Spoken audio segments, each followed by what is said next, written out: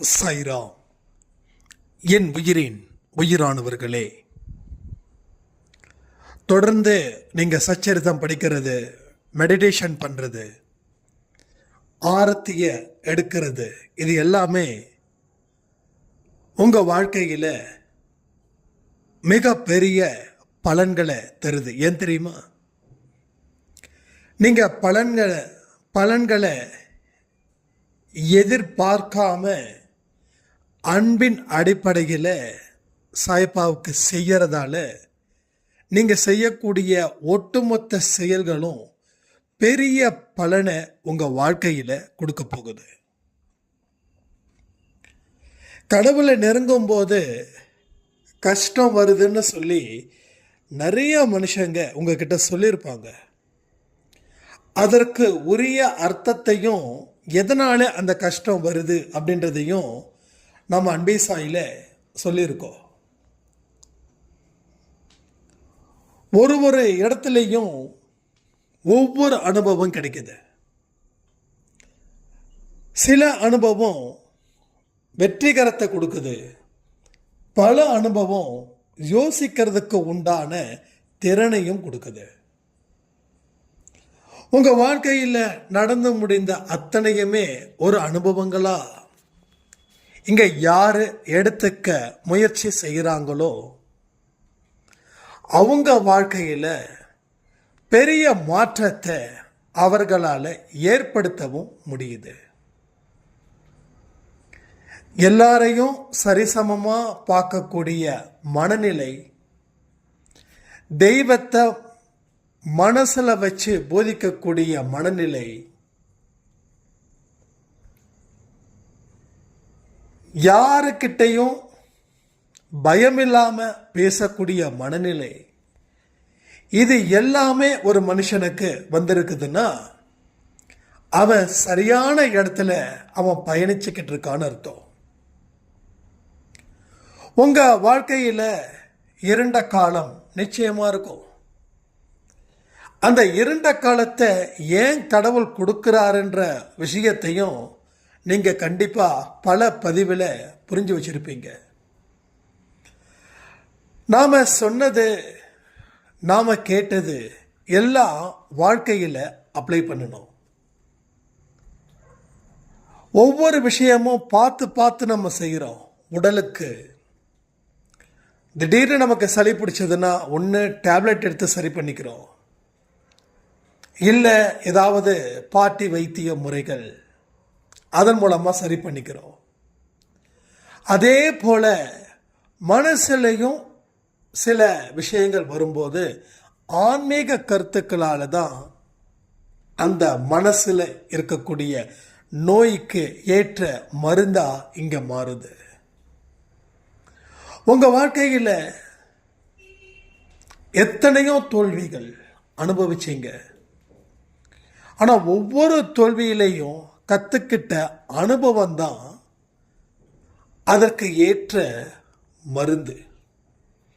அந்த அனுபவத்தை வாழ்க்கையில் ஃபார்முலாவாக கடைப்பிடிச்சு அதை யூஸ் பண்ணிக்கும் போது இந்த காலமும் நேரமும் உங்களை பயன்படுத்தி ஒரு பெரிய வாழ்க்கையை வாழ்வதற்கு அது வழிவிடுது. நீங்க கடவுளை வணங்கினாலும் சரி, வணங்காம இருந்தாலும் சரி, உங்க செயல்கள் மீது கவனத்தை வை. உன்னுடைய எதிர்காலத்தை நினைத்து நிகழ்காலத்தை சிறப்பா மாற்று. கடந்த காலம் ஒரு பள்ளிக்கூடத்தில் படித்த படிப்பு போல. இதை மூணும் இங்கே ஒன்றா சேரும்போது உங்கள் மனசில் ஆழமான நம்பிக்கை. பைபிளில் ஒரு வார்த்தை இருக்கு, என்ன சொன்னாங்க? கடுகு அளவு நம்பிக்கை விசுவாசம் இருந்துச்சுன்னா இந்த மலையே நகர்ந்து போ அப்படின்னு சொன்னா அந்த மலை கூட நகரும். அந்த மலை கூட நகரும். அப்ப நம்பிக்கையை பெருக்குவதற்கு முயற்சி பண்ணணும். அதற்கு உரிய வழிகளை தான் கடவுள்கிட்ட கேட்கணும். சாயப்பா எனக்கு நம்பிக்கையை ஏற்படுத்து. நான் நம்பிக்கையோட வாழ்வதற்காகத்தான் இந்த உலகத்தில் வந்திருக்கேன். உன்னுடைய விருப்பமும் அதுதான், என்னுடைய விருப்பமும் அதுதான். நம்ம 2 பேருடைய விருப்பமும் ஒரே நேர்கோட்டில் கொண்டு வந்து நாம் வாழணும்னு சொல்லுங்க. எல்லா இடத்துலையும் அவரை அழைச்சிக்கோங்க. எல்லா இடத்துலையும் அவரோட கையை பிடிச்சிக்கோங்க. எல்லா வெற்றியையும் அவருக்கு காணிக்கையாக்குங்க. எல்லா தோல்விகளையும் அவருக்கு காணிக்கையாக்குங்க. வெற்றி அடைந்தாலும் நல்லதுன்னு சொல்லுங்க, தோல்வி அடைந்தாலும் நல்லதுக்கேன்னு நினைங்க. இது எல்லாம் செய்ய செய்யதான் உங்க மனதில் ஒரு பெரிய மாற்றத்தை ஏற்படுத்த நீங்க முயற்சி பண்றீங்கன்னு அர்த்தம். எத்தனையோ பேரோட வாழ்க்கை திறமை இருந்தும் சாதிக்கல. என்ன அர்த்தம் அப்படின்னா, ஏதோ ஒரு ஃப்ளோவில் வந்துட்டாங்க, லைட்டாக வாழ்க்கையில் ஒரு பிரேக்கு, அந்த பிரேக் அடித்த உடனே பயந்து அதுக்கப்புறம் வண்டியே எடுக்காமல் இருக்கிறது போல் ஆயிடுச்சு. ஸோ பயணங்கள் எப்படி வேணாலும் நடக்கலாம். ரொம்ப ரஃபாகவும் இருக்கும், ரொம்ப சாஃப்டாகவும் இருக்கும். ஆனால் எல்லாத்தையும் எதிர்பார்த்தது போலவே நம்ம வாழணும். பயணம்னா கண்டிப்பாக கரடு முரடா அதுலேயும் பயணம் செய்யணும், சாஃப்டாகவும் பயணம் செய்யணும். அப்போ பயணம் செய்யணும்னு முடிவு பண்ணிட்டா இதை பொருட்படுத்தக்கூடாது அப்படின்ற ஒரு மனநிலையில் பயணம் செய்யணும். நான் அடிக்கடி சொல்லியிருக்கேன்,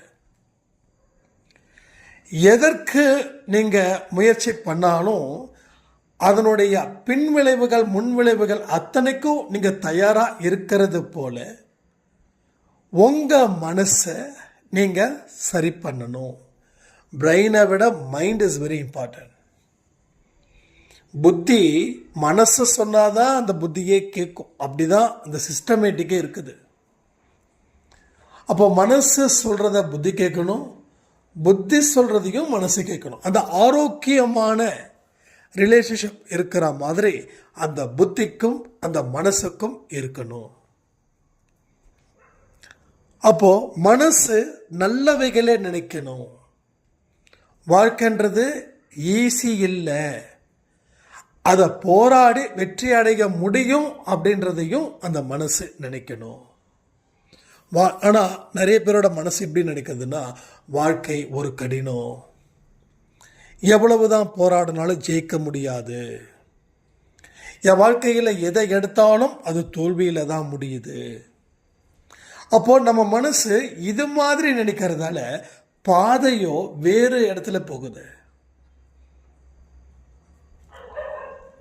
அதாவது பஸ் மேலேயோ ஸ்டேரிங் மேலேயோ பிரேக் மேலேயோ பிரச்சனை இல்லை, வண்டி ஓட்டுறவங்க மேலே தான் பிரச்சனை.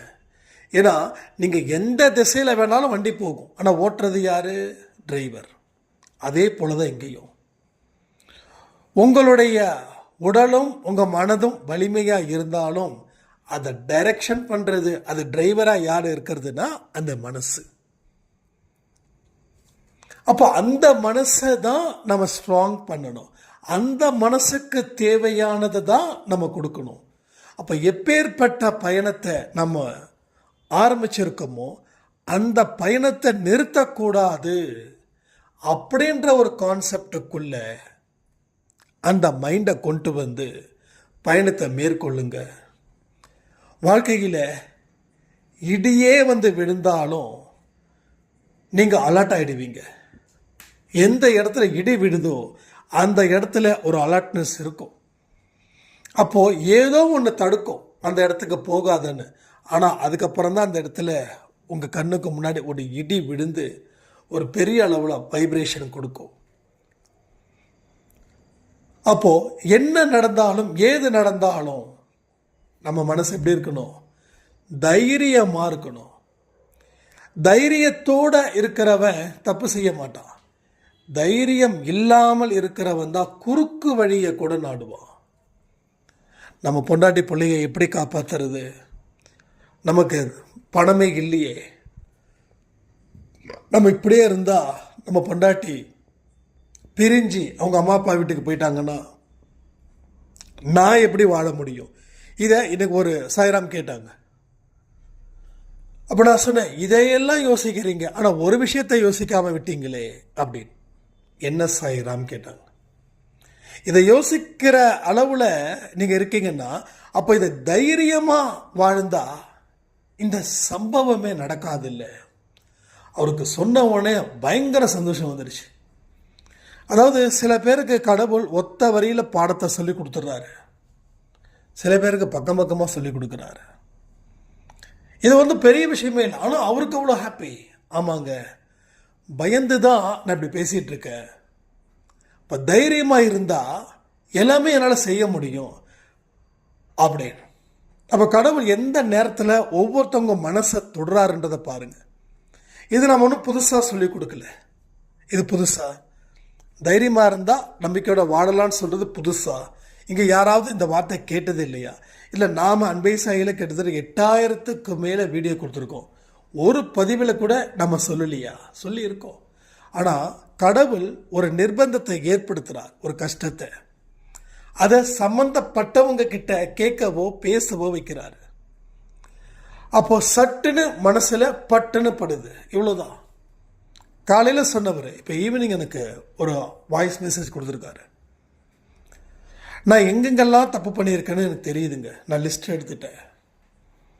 அடுத்த ஒரே வாரத்தில் சாயப்பாவோட அருளாலையும் அன்பை சாய் குடும்பத்தில் இருக்கிற அத்தனை பேருடைய ஆசீர்வாதத்தாலையும் என்னுடைய வாழ்க்கை மாறும். நான் அடுத்த வாரம் உங்ககிட்ட நான் சேட் பண்ணுறேன் அப்படின்னாரு. அப்போது நான் இதை என்னது இவ்வளோ நம்ம சாதாரணமாக நான் சொன்னோம் அப்படின்னு நான் எடுத்துக்கல. நான் சாதாரணமாக சொன்னதை சாயப்பா எப்படி கொண்டு போய் சேர்த்துருக்காருன்றதை நான் யோசிக்கிறேன். ஏன்னா எனக்குமே நிறைய மனுஷங்க சாதாரணமாக சொன்ன வார்த்தை சட்டுன்னு இங்கே மனசுக்குள்ளே வருது. சொன்னவங்களுக்கே தெரியல, நானா சொன்னேன்? ஆமாம், நீங்கள் தான் சொன்னீங்க. நான் சொன்னேனா? ஆமாம், நீங்கள் தான் சொன்னீங்க அப்படின்னு. அப்போது அவங்க சாதாரணமான ஒரு வார்த்தையை சொன்னதால் அவங்களுக்கு எப்போ சொன்னாங்கன்னு தெரியல. ஆனால் அந்த சாதாரணமான ஒரு வார்த்தை கடவுள் என்னுடைய மனசில் எப்படி ஆழமாக பதிச்சிருக்காருன்றதை பாருங்கள். அப்போ கடவுள் எப்படி ஆழமாக பதிக்கிறாரு, யாருக்கிட்ட ஆழமாக பதிக்கிறாருன்றதை நம்ம தெரிஞ்சுக்கணும். எந்த மனுஷன் கடவுள் தான் எல்லாம் அப்படின்னு நினச்சி தன்னுடைய எதிர்காலத்தை நல்லபடியாக அமைச்சு கொண்டோன்னு நிகழ்காலத்தில் போராடுறானோ அவனுக்கு தான் அந்த ஒத்த வரி ஒரு வரமாக மாறுது. அந்த வார்த்தை ஒரு உயிரை கொடுத்து அவனை காப்பாற்றுது. அதான் நான் சொன்னேன், சில பேருக்கு பக்கம் பக்கமாக சொல்ல. ஏன் பக்கம் பக்கமாக சொல்கிறோம் அப்படின்னா அப்பயும் புரியுதானே? இல்லை. ஏன்னா கடவுளுக்கும் இவங்களுக்கும் சம்பந்தமே இல்லாமல் ஒரு ட்ராக்கில் இருப்பாங்க. சாய்பாபா வணங்குவாங்க, வணங்குறது மட்டும்தான் அவங்க வேலையாக இருக்கும். ஆனால் அவரை வாழ்க்கையில் எந்த இடத்துலையும் கூப்பிட மாட்டாங்க, பயன்படுத்திக்க மாட்டாங்க. அப்போ வாழ்க்கையில் வரக்கூடிய பிரச்சனைகளை பார்த்து பயந்து நடுங்கி அஞ்சி இருப்பாங்க. அப்போது அவங்க கிட்ட பக்கம் பக்கமாக தான் சொல்லணும். ஆனால் எனக்குள்ள சாயப்பா இருக்காரு, அவருக்குள்ள நான் இருக்கேன். நான் இங்கே செய்கிறது, சொல்கிறது, பார்க்கறது, பேசுறது, கடமையை செய்கிறது எல்லாத்துலேயும் அவர் தானே இருக்கிறாரு அப்படின்ற ஒரு தாட்டு இயல்பாக இருக்கணும். அப்போ இயல்பாக இருக்கிறவங்களுக்கு தான் சாதாரணமான வார்த்தைகள் கூட அந்த வார்த்தைகளை அவங்க கேட்கும்போது அவங்க வாழ்க்கைக்கே உயிர் நாடியாக அந்த வார்த்தை விளங்கும். அதனால தான் சாதாரணமான வார்த்தைகள் வாழ்க்கையே மாற்றுது. அப்போது நீங்கள் யாருக்கிட்ட அதிக நேரம் ஸ்பெண்ட் பண்ணுறீங்க? அதுக்காக சாய்பா கோயிலுக்கு காலையில், மதியானம், சாயந்தரம், நைட்டு போகணும்னு நான் சொல்லலை.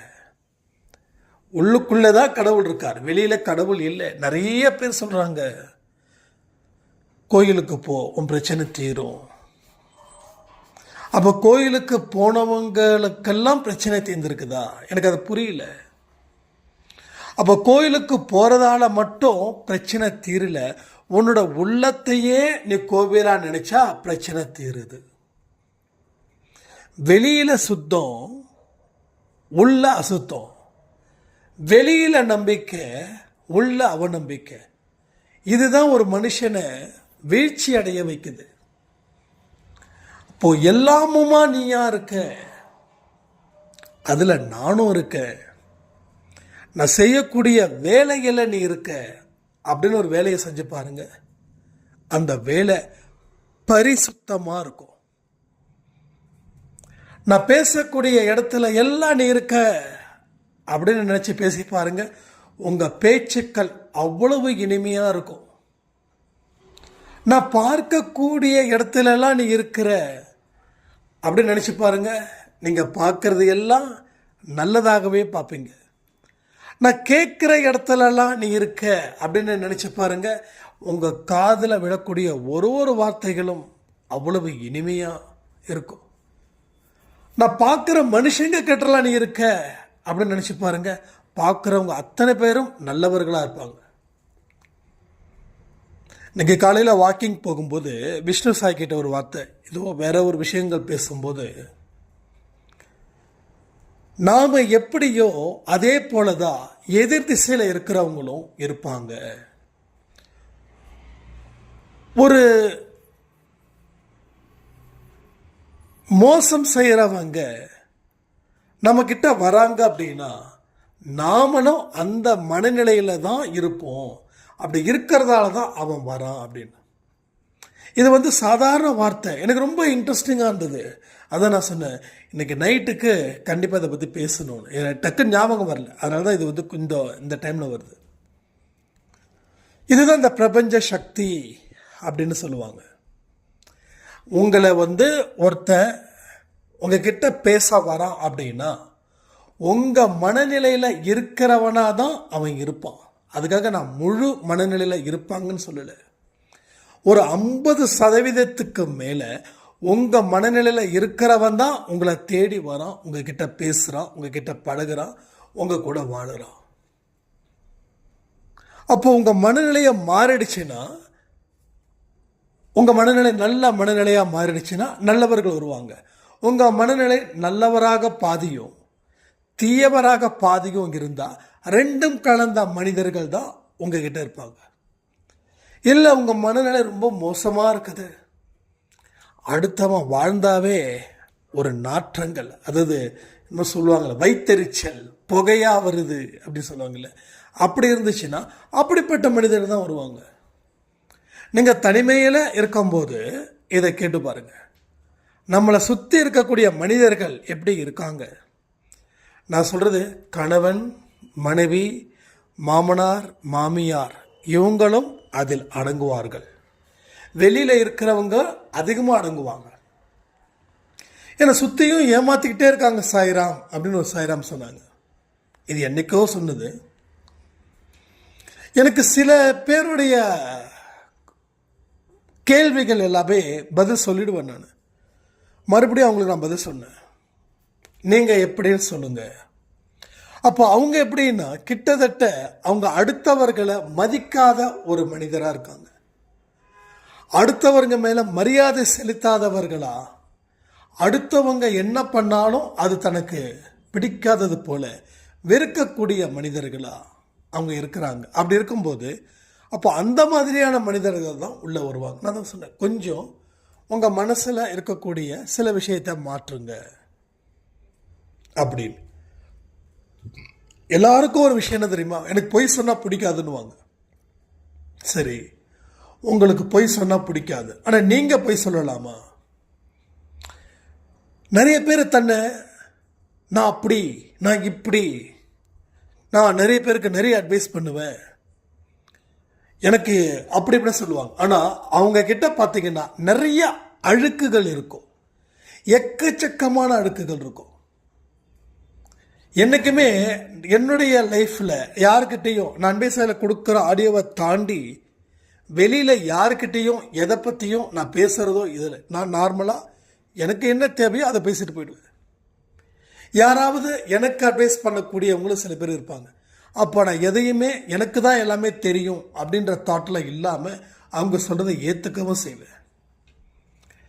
அப்போது நாமளை முன்னிலைப்படுத்திக்கிறோம் அப்படின்னா நாம் உண்மையிலேயே எதற்கும் லாய்க்கில்லாத மனிதர்களாகவே இருக்கிறோன்றது நீங்கள் புரிஞ்சுக்கோங்க. இதுக்கெல்லாம் ஆழ்ந்து சிந்திக்கணும். நான் சொல்லக்கூடிய வார்த்தைகள் அப்படிலாம் இல்லை அப்படின்னு சொல்லிட்டு போகிறதுக்கு ரொம்ப நேரம் ஆகாது. ஆனால் அடிப்படையில் அதை ஆழமாக பரிசோதித்து பார்க்கணும். இங்கே ஒரு பதிவு நம்ம சொல்கிறோம், ஒரு வார்த்தைகளும் உங்கள் முன்னாடி நான் எடுத்து வைக்கிறேன். அந்த வார்த்தைகளை நீங்கள் கடந்து போயிட்டீங்கன்னா பிரச்சனை இல்லை. ஆனால் இன்னும் டீட்டெயில்டாக நீங்கள் யோசித்து பார்த்தீங்கன்னா நிறைய பிரச்சனைகளை நீங்கள் சமாளிக்கலாம். எத்தனையோ பிரச்சனைகளை சமாளிக்கலாம்.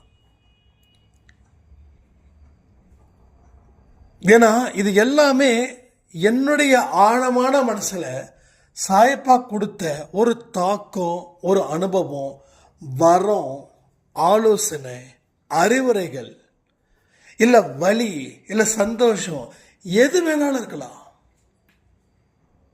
ஆனால் முடிவு சந்தோஷமாக இருக்கும். அப்போ இதை பேஸ் பண்ணி தான் நம்ம வாழ்க்கை அப்படின்ற பயணத்தை நம்ம தொடங்கணும். சட்டுப்புட்டுன்னு தொடங்கிட முடியாது. சட்டுப்புட்டுன்னு தொடங்கினா எல்லாமே சட்டுப்புட்டுன்னு மறைஞ்சு போயிடும். ஒரு ஆமை வேகத்தில் தொடங்கிறது ரொம்ப நல்லதுன்னு நான் நினைக்கிறேன். பொறுமையாக நிதானமாக தொடங்கிறது அதை விட நல்லதுன்னு நினைக்கிறேன். காலங்கள் நிறைய நேரம் எடுத்துக்கிட்டாலும் தொடங்காமல் மட்டும் இருக்கக்கூடாது. சில பேர் என்ன பண்ணுவாங்க, இவர் இவ்வளோ தூரம் சொல்கிறாரு நம்ம ட்ரை பண்ணுவோம் அப்படின்னு பலத்தை பெருக்காம சரியாக சிந்திக்காம செயல்படுத்துவாங்க. அடுத்த 2-3 நாள் அது பெரிய ஃபெயிலியர் ஆகும். நான் ஒரு 60 கிலோ இருக்கேன். அதிகமாக சொல்லியிருக்கேன், இருந்தாலும் புரிதலுக்காக. நான் ஒருத்தர் பாக்ஸிங் போகிறதுக்கு நான் காம்படிஷனாக கலந்துக்கிறேன். எனக்கு எதிராக இருக்கிறவர் 80-90 கிலோ இருக்கார். 60 கிலோ இருக்கிற நான் அந்த 80 கிலோ இருக்கக்கூடிய மனுஷனை வீழ்த்துவது சாதாரணமான விஷயமா, இல்லை கடினமான விஷயமா, இல்லை முடியவே முடியாதா? எது நடக்கும்? 3ல் முடியவே முடியாதுன்ற ஒரு வார்த்தையை போயிட்டுலாம் சாதாரணமாக விஷயமா அது அமையாது. அப்போது என்னுடைய 60 வயசாக இருந்தாலும் 60 கிலோவாக இருந்தாலும் நான் என்னுடைய பலத்தை பெருக்காமல் அங்கே போக முடியாது. ஏன்னா அவன் அடிக்கிற அடியாவது நான் தாங்கணும். ஒரே அடியில் நான் பொத்துன்னு விழுந்துட்டேன்னா நான் எகைன் பாக்ஸிங்ன்ற காம்படிஷனுக்கு போக முடியாது. அப்போது 80 கிலோ அவங்க இருக்காங்கன்னா ஒரு அட்லீஸ்ட் 70க்கு மேலேயாவது நான் இருக்கணும். ஆரோக்கியமாக இருக்கணும். என்னுடைய தசைகள் எல்லாமே ஸ்ட்ராங்காக இருக்கணும். அவன் அடிக்கிற அடிக்கு நானும் திருப்பி அடிக்கணும். ஃபைனலாக நிறைய நேரம் போராட்டத்துக்கு அப்புறம் தோத்தா கூட பிரச்சனை இல்லை. ஒரே அடியில் நான் தோத்துட்டேன்னா மறுபடியும் அந்த காம்படிஷனுக்குள்ளே நான் என்ட்ரி ஆகவே முடியாது. அதே போல தான் இங்கேயும் ஸ்பிரிச்சுவல் லைஃப் அதை விட கடினமானது, ஆனால் எளிதானது. வெளியில் இருக்கக்கூடிய விஷயங்களை எதை வேணாலும் செய்ய முடியும். ஒரு இரும்பை வளைக்கணும் அப்படின்னா இரும்பை முடிஞ்ச அளவுக்கு நம்ம வளைச்சிடலாம். இல்லை இரும்பை வளைக்கிற மாதிரி மனதில் நினச்சி வளை அப்படின்னா முடியாது. அதுக்கு நிறைய பயிற்சி வேணும். ஒரு இரும்பை வளைக்கும் போது உங்களுடைய எனர்ஜி எந்த அளவுக்கு லாஸ் ஆகுதுன்னு பார்த்துருக்கீங்களா? ஒரு இரும்பை வளைக்கணும், அப்போ எனர்ஜி லாஸ் ஆகும், உடம்பு வேர்க்கும், கையெல்லாம் ரெட்டிஷாக இருக்கும். இப்போது இரும்பை வளைக்காமலே மனதில் வளைக்கணும். அப்போ நேரடியாக வளைக்கும் போது என்னென்னலாம் உங்கள் பாடியில் ரியாக்ஷன் இருந்ததோ அதை மனதால் வளைக்கும் போது இருக்குதா, இருக்குமா? கமெண்ட் பண்ணுங்க. ஏன்னா அது கற்பனையால் வளைக்கிறது. அப்போ அந்த வலி தெரியாது. ஆனால் அந்த வலி தெரிகிற மாதிரி நான் நிறைய ப்ராக்டிஸ் பண்ணியிருக்கேன் இதை. அதனால தான் இதை சொல்கிறேன். இரும்பை வளைக்கணும், டயர்டாகும், வேர்க்கும். ஆனால் இதை நான் என்றைக்கோ ஒரு நாள் நான் ட்ரை பண்ணேன். என்றைக்கோ ஒரு நாள் ட்ரை பண்ணும்போது எனக்கு உடம்பு வேர்த்துச்சு, என் கை சவுந்துச்சு. ஆனால் மனதளவில் நான் செஞ்சேன். அப்போ தான் நினச்சேன், மைண்டுக்கு என்ன மாதிரி பவர் இருக்குது. இந்த மைண்டை நம்ம என்ன பொருட்படுத்துறது இல்லை, அதுக்கு இஷ்டத்துக்கு அலைய விடுறோம். கடைசியில் என்ன ஆகுது, மதம் பிடிச்ச யானை போல மாறுது. அது அடுத்தவனையும் அழிக்குது, நம்மளையும் அழிக்குது. என்ன சொல்கிறேன்னா, உங்களையும் நீங்கள் அழிச்சிக்கிறீங்க, உங்கள் சார்ந்தவங்களையும் நீங்கள் அழிக்கிறீங்க. அப்போது மனதினால ஏற்படுத்தக்கூடிய ஒரு பிம்பம், அந்த பிம்பத்தை அவ்வளவு சீக்கிரம் கட்டமைப்பு செய்ய முடியாது. அப்போ மனதுக்கு ட்ரைனிங்கை கொடு, மனதுக்கு முழு பயிற்சியை கொடு. என்ன பயிற்சி கொடுக்கலாம்? ஒன்லி தியானம், பிராணாயாமம், அமைதியான முறையில் சிந்திக்கக்கூடிய தன்மை, ரிலாக்ஸேஷன், கம்ப்ளீட் ரெஸ்ட். நம்ம என்ன பண்ணுறோம், ஒரு நாளைக்கு ஒரு சாய்ராம் வந்து காலேஜ் படிச்சுட்டு இருக்காங்க. அவங்க வந்து என்கிட்ட கேட்டாங்க, அண்ணா அது மாதிரி நான் காலேஜ் படிச்சுட்ருக்கேன், எனக்கு ஏன் தான் வந்து ஒரு நெகட்டிவாகவே இருக்குது, லைஃபே ரன் பண்ண முடியல, எங்கள் வீட்டுக்கு நான் ஒரே ஒரு பொண்ணு, எனக்கு கொஞ்சம் ஹெல்ப் பண்ணுறீங்களா அப்படின்னு. காலேஜ் படிக்கிறவங்களுக்கு முதல் ப்ரிஃபரன்ஸ் நான் கொடுக்குறேன். ஏன் அப்படின்னா, அவங்க நல்லா இருந்தாங்கன்னா, எனக்கு ஒரு ரொம்ப சின்ன ஆசை, இது பெரிய ஆசை தான், விவேகானந்தர் சொன்னது போல் இளைஞர்கள் கையில் தான் எதிர்காலமே இருக்குது. அந்த இளைஞர்கள் சரியான முறையில் போனாங்கன்னா அவங்கள சுற்றி இருக்கிறவங்களும் சரியான டைரெக்ஷனில் ட்ராவல் பண்ண முடியும். இப்போ நான் கேட்டேன், 24 மணி நேரத்தில் என்னென்னலாம் நீங்கள் பண்ணுறீங்க? அப்போது காலேஜில் முடித்ததுக்கப்புறம் அவங்க என்ன பண்ணுறாங்கன்னா, மொபைல், லேப்டாப், டிவி. அப்போ என்ன ஆகுது, நம்ம சிந்திக்கக்கூடிய திறன் இந்த ஃபோன் மூலமாக, இல்லை டிவி மூலமாக, இல்லை வேறு ஒருத்தவர்கள் கூட பேசுறதால சிந்திக்கும் திறனை ஒரு மனுஷன் இழந்துட்டான். தனிமை ரொம்ப இம்பார்ட்டன்ட். உண்மையிலே சொல்கிறேன், நான் ரொம்ப தனிமையை ரொம்ப ரொம்ப ரொம்ப லவ் பண்ணுறேன், ரொம்ப நேசிக்கிறேன். வீட்டில் பால்கனியில் சம்டைம்ஸ் 2 மணி நேரம் நான் என்ன பண்ணுறேன்னு எதுவுமே பண்ணலை. ஃபோன்ஸ் ஆடியோ கொடுத்து முடிச்ச பிறகு ஃபோன்ஸுக்கு எனக்கு வேலை கிடையாது. அன்பே சாயில் உங்களோட ஒவ்வொரு சேட்டிங் வந்து பார்க்குறது வந்து நம்ம விஷ்ணு சாய். ஃபோன்ஸ் வந்து மேக்ஸிமம் நான் தொடர்றது கிடையாது. ஸோ சில விஷயங்கள் ரிமார்க் பண்ணும்போது மட்டும் நான் வாய்ஸ் கொடுக்குறேன் வாட்ஸ்அப்பில். அப்போது தனியாக இருந்தால் சிந்திக்கும் திறன் வரும். ஆனால் எங்கேயாவது ஒரு இடத்துல commitment is a commitment. TV பார்க்கறது இஸ் அ கமிட்மெண்ட். இப்போ அவங்க சொல்கிறத நீங்கள் கேட்குறீங்க, அப்போது சிந்திக்கும் திறன் எங்கே போச்சு? அப்போ சிந்திக்கும் திறன் இல்லாதவர்கள் வாழ்க்கையில் தன் வசத்தை ஏற்படுத்திக்கவே முடியாது. அப்போ எவ்வளவு தான் போராடினாலும் ஜெயிக்க முடியலன்னா அதுக்கு அர்த்தம் மனது ஒரு நிலையில் இல்லை, பல நிலையில் அது தெரிஞ்சுக்கிட்டே இருக்குது, அது டயர்டாகிடுது. ஸோ இதெல்லாம் நல்லா பார்த்து புரிஞ்சு வாழ்க்கையை வாழுவோம். இரவு 10 மணிக்கு சாய் குரு சேனல். திரும்ப சொல்கிறேன், என் புது சேனல் தெரியலிங்க அப்படின்னு முதல்ல ஒன்று விஷயம் பண்ணுங்கள். இந்த சாய் குரு சேனல் நைட்டு லிங்க் அனுப்புவேன் வாட்ஸ்அப்பில். அது பார்த்தா மட்டும் போதாது, அதை சப்ஸ்கிரைப் பண்ணாதான் உங்களுக்கு நோட்டிஃபிகேஷன் வரும். ஓகேங்களா? சப்ஸ்கிரைப் பண்ணிக்கோங்க. ஒவ்வொரு நாளும் நைட்டு 10 மணிக்கும் காலையில் 10 மணிக்கும். நான் காலையில் 10 மணிக்கு நான் சாய்பா பற்றி பேசுகிறேன். நைட்டு 10 மணிக்கு விஷ்ணு சாய் உங்களுக்கு பிரார்த்தனை செய்வாங்க. அது இல்லாமல் இன்னொரு பதிவும் வரும். நான் நேற்று வந்து விஷ்ணு சாயிட்ட சொன்னேன், ஒரு 6 நிமிஷம் 7 நிமிஷம் ஒரு ஆடியோ வந்து மேக் பண்ணணும் அப்படின்னு. ஸோ அதுவும் நாளைக்கு வரும். ஸோ சாய் குரு சேனலில் 3 பதிவுகள் ஷார்ட் டைம் 10 நிமிஷத்துக்குள்ளே தான் வரும். அதனால் அதையும் கேட்டுக்கோங்க. ஏன்னா நிறைய விஷயங்கள் நமக்கு தேவை இருக்கிறதால தான் கடவுள் இத்தனை தேவையான விஷயங்களை செய்து கொண்டு இருக்கிறார்னு சொல்லி அன்பே சாயில் சொல்லக்கூடிய அத்தனை விஷயத்தையும் சீரும் சிறப்புமாக செய்யுங்கள். வெற்றி நிச்சயம், சாயின் சத்தியம்னு சொல்லி இந்த பதிவை நான் முடிக்கிறேன். ஜெய் சாய்ராம்.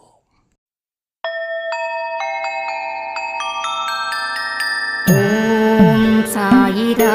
சாயிரா.